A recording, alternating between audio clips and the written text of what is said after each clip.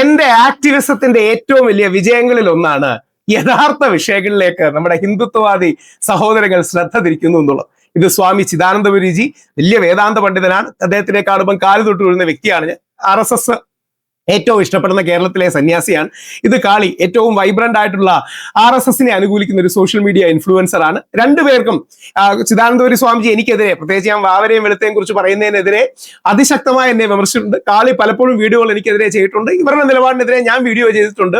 പക്ഷെ ഇന്ന് ഇവർ പറയുന്ന കാര്യമുള്ള കാര്യമാണ്. അതായത് പണ്ട് മുസ്ലിങ്ങളെ കണ്ട് പേടിക്കണം എന്നായിരുന്നു ഹിന്ദുത്വവാദികൾ പറഞ്ഞിരുന്നത്. ഇന്ന് ഈ ഹിന്ദുത്വവാദികൾ മുസ്ലിങ്ങളെ കണ്ട് പഠിക്കണം എന്ന് പറയുന്നതിന്റെ പകുതി ക്രെഡിറ്റ് എനിക്കും കൂടെയാണ് കേട്ടോ. അത് വേറൊന്നും കൊണ്ടല്ല, ഞാൻ കഴിഞ്ഞ 10-15 വർഷമായി റേസ് ചെയ്യുന്ന വിഷയങ്ങളിലേക്ക് ഇവരുടെ ശ്രദ്ധ വരുന്നത് വളരെ സ്വാഗതാർഹമാണ്. ഹിന്ദുക്കളിലാണ് ഏറ്റവും കൂടുതൽ ആത്മഹത്യ പോലുള്ള വിഷയങ്ങൾ എന്ന് വർഷങ്ങളായി ഞാൻ പറഞ്ഞുകൊണ്ടിരിക്കുന്ന ഒരു നറേറ്റീവാണ്. അത് ഇന്ന് ഇവരിൽ പലരും ഏറ്റെടുത്ത്, വീഡിയോ എന്താണെന്ന് എനിക്കറിയില്ല, പക്ഷേ അധികം കാലമായിട്ടില്ലാന്ന് തോന്നുന്നു, അത് ഏറ്റെടുത്തത് വളരെ സന്തോഷമാണ്. കാര്യം ഹിന്ദുക്കളിലാണ് ഏറ്റവും ആത്മഹത്യകൾ. നമ്മൾ മുസ്ലിങ്ങളെ കണ്ട് പേടിക്കണമെന്നല്ല, നമ്മൾ മുസ്ലിങ്ങളെ കണ്ട് പഠിക്കണം. ക്രിസ്ത്യാനികളുടെ ചില ഗുണങ്ങൾ കണ്ട് പഠിക്കണം, മുസ്ലിങ്ങളുടെ ചില ഗുണങ്ങൾ കണ്ട് പഠിക്കണം. ഇതേപോലെ നമ്മുടെ എന്തെങ്കിലും നന്മയുണ്ടെങ്കിൽ അവരുമായും പങ്കുവെക്കണം എന്ന സമീപനത്തിലേക്ക് വരാം. എന്തായാലും ചിദാനന്ദപുരി സ്വാമിജിയും നമ്മുടെ കാളിയും ഒക്കെ ഈ ഒരു നെറേറ്റീവ് ഏറ്റെടുക്കുന്നത് വളരെ സന്തോഷകരമാണ്. നമുക്കൊന്ന് കേൾക്കാം. ഇനി പഴയ ഇസ്ലാമോഫോബിയയിലേക്ക് പോകരുത്, പോസിറ്റീവായ ഹിന്ദു സാധനങ്ങളിലേക്ക് ശ്രദ്ധിക്കണം. നമുക്കൊന്ന് കേൾക്കാം. അഥവാ കേരളത്തിൽ ഏറ്റവും അധികം ആത്മഹത്യകളുണ്ട്. കാരണം പരസ്പരം സഹായിക്കുന്ന സ്വഭാവമില്ല, പരസ്പരം സഹകരിക്കുന്ന സ്വഭാവമില്ല. കല്യാണം കഴിച്ചു കഴിഞ്ഞാൽ പിന്നെ അച്ഛനുമില്ല അമ്മയില്ല. മുസ്ലിം സമൂഹത്തിൽ അങ്ങനെയല്ല. അവിടെ കുറെയെങ്കിലും അമ്മയോട് അച്ഛനോടുള്ള ആ സ്നേഹം, അവരെ നോക്കുന്ന ഒരു സ്വഭാവം, കുടുംബം. നട തെള്ളുക എന്ന് കേട്ടിട്ടില്ലേ? ഹിന്ദുക്കൾ സ്വന്തം അച്ഛനമ്മമാരെയും മുത്തശ്ശന്മാരെയും കൊണ്ട് അമ്പലത്തിൽ തെള്ളുന്നതാണ് നട തെള്ളുക. എപ്പോഴെങ്കിലും പള്ളി തെള്ളുക എന്ന് കേട്ടിട്ടുണ്ടോ? ഇല്ല. 1% വല്ല അവരുടെ ഇടയിലും കാണും, ക്രിസ്ത്യാനികളുടെയും മുസ്ലിങ്ങളുടെ ഇടയിലും കാണും. പക്ഷേ 1-2% കാണും. പക്ഷേ 90%, 95% നമ്മൾ ഹിന്ദുക്കളുടെ ഇടയിലാണ്. സ്വാമിജി, അടുത്തൊരു അജണ്ടയും കൂടെ വേണം. ക്രിസ്ത്യാനികൾക്ക് ഞായറാഴ്ച, മുസ്ലിങ്ങൾക്ക് വെള്ളിയാഴ്ച, ഹിന്ദുക്കൾക്ക് ശനിയാഴ്ച. ക്രിസ്ത്യാനികൾക്ക് ഞായറാഴ്ച സത്സംഗം, മുസ്ലിങ്ങൾക്ക് വെള്ളിയാഴ്ച സത്സംഗം, നമ്മൾ ഹിന്ദുക്കൾക്ക് ശനിയാഴ്ച വൈകിട്ട് സത്സംഗം. അതും കൂടി വേണം. അതിലേക്ക് നിങ്ങൾ എത്തും, ഇന്നല്ലെങ്കിൽ നാളെ എത്തും. എത്താതെ വേറെ വഴിയില്ല. കാര്യം ഞാൻ പറയുന്നത് എന്റെ അജണ്ടയല്ല, ഇത് മാത്രമേ ഹിന്ദു സമൂഹത്തിന് സൊല്യൂഷൻ ഉള്ളൂ. മുസ്ലിം ഗൃഹത്തില് ഒരു കൊച്ചുകുട്ടി രാവിലെ ഉണരുന്നത് അച്ഛൻ പള്ളിയിൽ പോണതോ പോയി തിരിച്ചു വരുന്നതോ കണ്ടിട്ടാണ്. അമ്മ തന്റെ നമസ്കാരം ചെയ്യുന്ന ക്രിയ ഏർപ്പെട്ടിരിക്കുന്നതാണ് കുട്ടി കാണുന്നത്. ഇതുപോലെ രാത്രി ഉറങ്ങാൻ കിടക്കുന്ന സമയത്ത് രാത്രി നമസ്കാരം കഴിഞ്ഞ് അച്ഛൻ വരുന്നതും അതുപോലെ അമ്മ ഭക്തിപൂർവ്വം നമസ്കരിക്കുന്നതും കാണുന്നത്. ഹിന്ദു വീട്ടിൽ എന്താ കാണുന്നത്?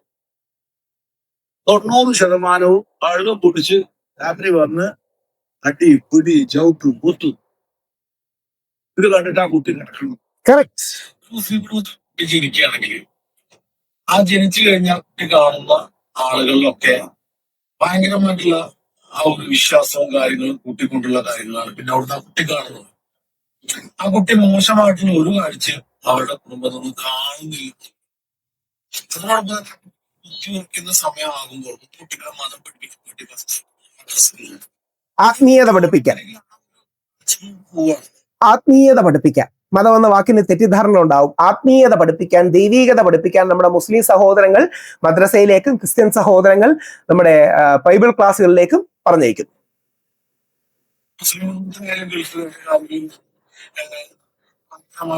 സ്നേഹം അല്ലെങ്കിൽ അങ്ങോട്ട് പോകുന്നു ഇങ്ങോട്ട് പോകുന്നു, അവിടെ വരുന്നു ഇവിടെ വരുന്നു, അവർ കുടുംബങ്ങൾ തമ്മിൽ ഭയങ്കരമായിട്ട് ബന്ധങ്ങൾ ഉണ്ടാകും. ഹിന്ദുവിന്റെ കുടുംബത്തിലോട്ട് വരുമ്പോ എങ്ങനെയാണ് ഈ കുട്ടികൾ ഇങ്ങനെ ഈ ലഹരിക്കരുവിയും കാര്യങ്ങളായിട്ട് വരുന്നത്? നിങ്ങൾ തന്നെ ചിന്തിച്ചിട്ടുണ്ട്, ആത്മാർത്ഥമായിട്ട് ചിന്തിക്കണം. നിങ്ങളെ വീട്ടിൽ കുട്ടി ജനിച്ചാൽ നിങ്ങളെ വീട്ടിൽ കുട്ടിക്ക് 28 കെട്ടാൻ, നിങ്ങളുടെ കുട്ടിക്ക് പിറന്നാൾ കഴിക്കാൻ, നിങ്ങളുടെ അച്ഛന് പിറന്നാൾ കഴിക്കാൻ, അമ്മയ്ക്ക് പിറന്നാൾ കഴിക്കാൻ, അച്ഛന്റെ ഷഷ്ടിപൂർത്തിക്ക് കുപ്പി, അച്ഛന്റെ പട്ടണയ്ക്ക് വെക്കുമ്പോ കുപ്പി, നടന്നാലും കുപ്പി, ഏത് കുപ്പി.